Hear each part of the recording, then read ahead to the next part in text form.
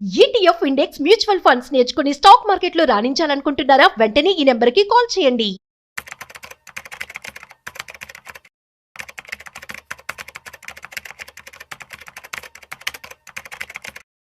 మార్కెట్లోకి కొత్త index fund రాబోతుంది. అదే మోతిలాల్ ఓస్వాల్ అన్నమాట. సో దీనికి సంబంధించి మనం ఇన్వెస్ట్మెంట్ చేయడం బెటరా, అసలు ఇది ఒక మంచి ఫండ్ అయినా, ఈ విషయాలు మనతో చెప్పడానికి ఇవాళ మనతో ఫైనాన్షియల్ ఎక్స్పర్ట్ సుందరరామరెడ్డి గారు ఉన్నారు.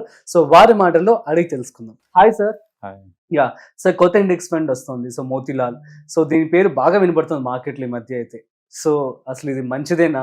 సో మంచిదేనా చెప్తున్నారు అందరూ కూడాను. సో ఏంటి దీని గురించి ఎక్స్ప్లెయిన్ చేయమంటే ఏం చెప్తారు? ఇది ఒక ఇండెక్స్ ఫండ్ అండి. అండ్ కొత్తగా మోతిలాల్ ఓస్వాల్ ఫస్ట్ టైం ఇండియాలో లాంచ్ చేస్తున్నారు. ఇప్పటి వరకు మనం చూసిందంటే నిఫ్టీ 50, నెక్స్ట్ నిఫ్టీ 50, లేదా లార్జ్ క్యాప్, లేదా మిడ్ క్యాప్, లేదా స్మాల్ క్యాప్, లేదా మైక్రో క్యాప్. అదే మైక్రో క్యాప్ లాస్ట్ ఇంకా. అంటే మైక్రో క్యాప్ అంటే అప్ టు 750 కంపెనీస్ అంతే. తర్వాత టోటల్ మార్కెట్ అంటే ఒకటో కంపెనీ దగ్గర నుంచి 750 కంపెనీలు అన్నింటిలో ఇన్వెస్ట్ చేస్తారు. ఇప్పుడు ఆ 750 చాలక 1000 దాకా ఎక్స్పాండ్ అయ్యారు. సో ఈ ఇండెక్స్ పేరు BSE 1000 ఇండెక్స్ అనమాట. అంటే BSE లో లిస్ట్ అయిన 1000 కంపెనీలు ఇన్వెస్ట్ చేస్తారు.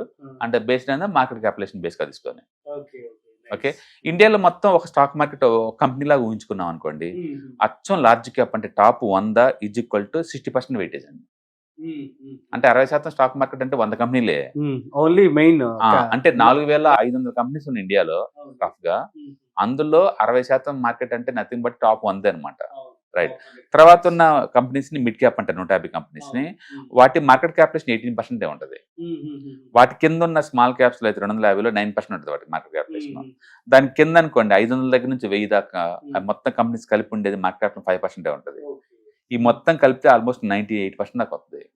అంటే మీరు ఎంటైర్ మార్కెట్ లో పెట్టేస్తున్నట్టు లెక్క అనమాట, టాప్ 100లో పెట్టడం వల్ల.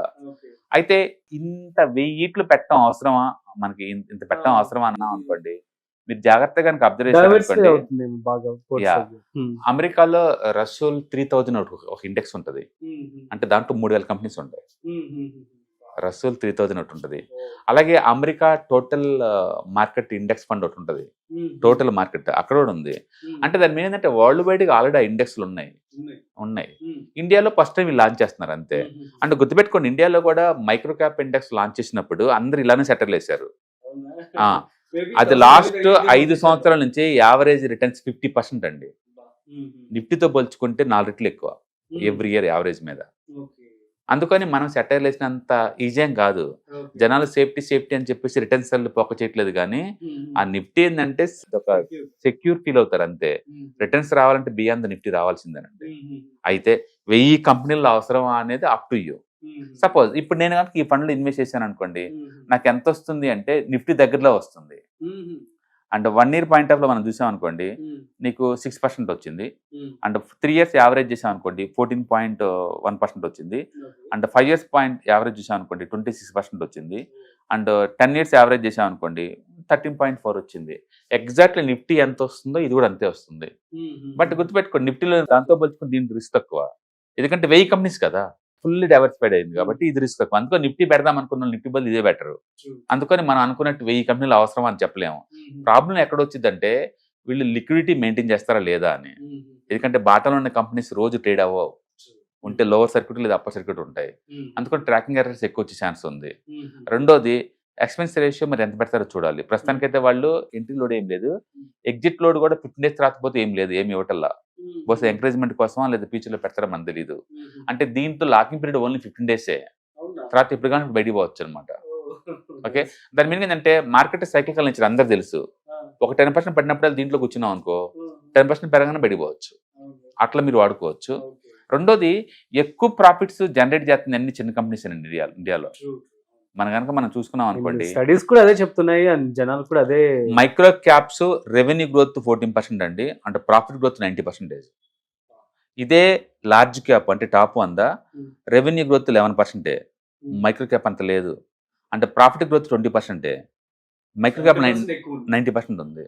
అందుకని ఇండివిజువల్ తీసుకుంటే రిస్క్ ఏమో కానీ ఒక ప్యాక్ లా తీసుకుంటే రిస్క్ లేదండి. ఎగ్జాంపుల్ నేను చెప్పాను కదా, మైక్రో క్యాప్ ఇండెక్స్ ఇండియాలో ఎవరు లాంచ్ చేయలేదు, వీళ్ళు లాంచ్ చేశారు. అంటే లాస్ట్ 5 years యావరేజ్ రిటర్న్ 50 వచ్చింది. వీళ్ళు లాంచ్ చేసి 2 years అవుతుంది అంతే. బట్ మార్కెట్ టూ మచ్ పడింది కదా, అది కూడా పడింది టూ మచ్గా, మళ్ళీ రికవర్ అయింది. అంటే దీంట్లో రిస్క్ ఎక్కువ వాడు ఎక్కువని అర్థం. రిస్క్ ఎక్కువ రివార్డ్ ఎక్కువ అని నిఫ్టీ అంత రిటర్న్స్ వస్తుంది. కాబట్టి మార్కెట్ మెచ్యూర్ అవుతుంది, మనం కూడా అమెరికా లాగా ఎక్స్పాండ్ అవుతున్నాం. అక్కడ రసూల్ 3000 ఎలాగుందో అలాగే అమెరికాలో టోటల్ మార్కెట్ ఇండెక్స్ ఫండ్ ఎలా ఉందో ఇక్కడ కూడా అలాంటి లాంచ్ అవుతుంది అనుకోవాలి తప్ప 1000 కంపెనీలు మనకు అవసరమా అని అనకూడదు. ఒక్కొక్కరికి ఒక టేస్ట్ అంతే. బట్ యావరేజ్ రిటర్న్స్ నీకు 13-14 దాకా వస్తుంది కాబట్టి ఇట్ లుక్ లైక్ నిఫ్టీ 50 అనుకోవాలా, నిఫ్టీ 50 అనుకోవచ్చు. సూపర్. సో మేబీ 1000 కూడా మీరు ఇందాక అన్నట్లు 750 వచ్చినప్పుడు అందరూ అది టోటల్ మార్కెట్ అది వచ్చినప్పుడే చాలా ఎక్కువ అన్నారు, ఇప్పుడు 1000 కి ఎక్స్పాండ్ అయ్యాము.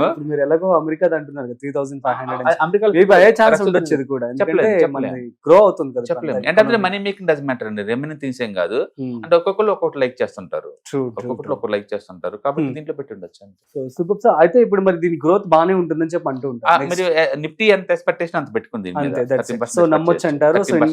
ఇన్వెస్ట్మెంట్ కి సిద్ధం. మీ రిక్వైర్మెంట్ కనుక 30% అయితే దీంట్లో పెట్టుకోవచ్చు. నేనైతే మిడ్ అండ్ స్మాల్ కలిపి ఫోకస్ చేస్తాను, రెస్ట్ ఆఫ్ ది థింగ్స్ అని నేను లైట్ తీసుకుంటాను, కాబట్టి నేను దీన్ని కూడా లైట్ తీసుకుంటాను. ఓకే, కాకపోతే ఒక ఆప్షన్ అంతే. So that's newly came to the market. Yeah, so దీనికి సంబంధించి మీరు ఇప్పుడు ఒక వెబినార్ కూడా కనెక్ట్ చేయడం జరుగుతుంది. మ్యూచువల్ ఫండ్స్, ఇండెక్స్ ఫండ్స్, అదే విధంగా ఈటీఎఫ్స్ మెయిన్లీ. దాంట్లో ఏంటంటే ఇలా కొత్తగా వచ్చే ఈటీఎఫ్స్, ఇండెక్స్ ఫండ్స్ ఎక్కడ ట్రాక్ చేసుకోవాలా, ఎలా ట్రాక్ చేసుకోవాలా, ఇలా రిటర్న్స్ ఎలా చూసుకోవాలా, మనకు దాంట్లో అర్థం అవుతుంది అనమాట. ఓకే, ఎగ్జిస్టింగ్ తో పాటు. సో మొత్తం టోటల్ గా ETFs, index funds and mutual funds అవంటే ఏంటి, వాటి ఎలా మనీ మేక్ చేసుకోవాలా, active income as well passive income ఎలా జనరేట్ చేసుకోవాలి, ఇవన్నీ ప్రాక్టికల్ నేర్చుకోవాలనుకుంటే కనుక ఆ 3 days వెబినార్ మిస్ అవుట్ అవుతుంది. Okay, super sir, thank you so much. So guys అర్థమైంది కదా. సో ఈటీఎఫ్స్, మ్యూచువల్ ఫండ్స్, అదేవిధంగా ఇండెక్స్ ఫండ్స్ మూడింటికి సంబంధించి సుందరరామరెడ్డి గారు ఈ యొక్క వెబినార్ అనేది కండక్ట్ చేయడం జరుగుతుంది. సో మీరు కనుక రిజిస్ట్రేషన్ చేసుకోవాలనుకుంటే స్క్రోల్ అవుతున్న నెంబర్కి మీరు కాల్ చేసి ఇందులో మీరు రిజిస్టర్ అవ్వచ్చు, so that you can gain the knowledge.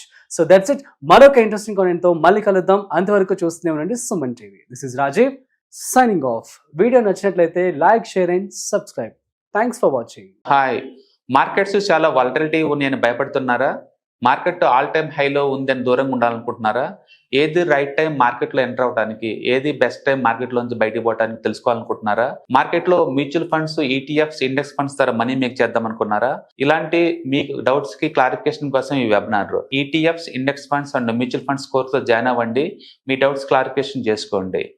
Every month Saturday, Sunday and Monday conduct చేసే ఈ కోర్సులో మీకు ఈటీఎఫ్స్ అంటే ఏంటి, ఇండెక్స్ ఫండ్స్ అంటే ఏంటి, మ్యూచువల్ ఫండ్స్ అంటే ఏంటి, different type of ETFs, index funds, mutual funds అంటే ఏంటి, ఇందులో ఇన్వెస్ట్ చేయడం ద్వారా లాంగ్ టర్మ్ లో వెల్త్ ఎలా క్రియేట్ చేసుకోవాలా, షార్ట్ టర్మ్ లో ఎలా వెల్త్ క్రియేట్ చేసుకోవాలా, ఎనీబడి కెన్ ట్రేడ్ ప్రోగ్రామ్ ఎలా పార్టిసిపేట్ చేయాలా, ఇలాంటి అన్నిటికీ మీకు ఆన్సర్ దొరుకుతుంది. కాబట్టి మీకు ఎవరికన్నా ఇలాంటి వాటిలో వెల్త్ క్రియేట్ చేయాలని కనుక ఇంట్రెస్ట్ కనుకుంటే కింద స్క్రోల్ అవుతున్న నెంబర్ కి కాల్ చేయడం ద్వారా మీ సీట్ ని బుక్ చేసుకోండి. Thank you.